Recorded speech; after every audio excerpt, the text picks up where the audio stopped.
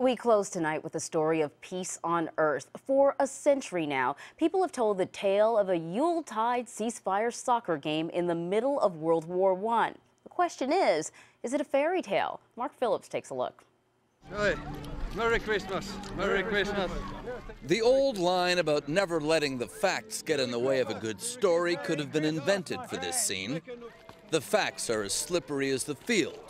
And the story is so good it's still being told, even embellished, 100 years later. It's the story of the World War I Christmas truce of 1914, when groups of German and British soldiers briefly stopped shooting at each other and met and mingled in the no-man's land between their lines. On the 100th anniversary, the encounter has been restaged at one of the places along the old front line in Belgium where the truce originally occurred. There was this like-mindedness. It's Christmas, goodwill. Let's just be friends for today. And Chris Barker, whose 3 great uncles were killed in the war not far from here, says the truce should be remembered because it shows a different side to a war more known for wholesale slaughter than humanitarian gesture. I think it just shows the good in people that can be there, whereas days before and afterwards it was barbarous and savage.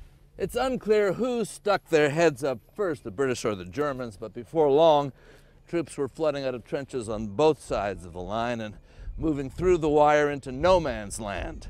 And boys being boys, pretty soon, a ball appeared.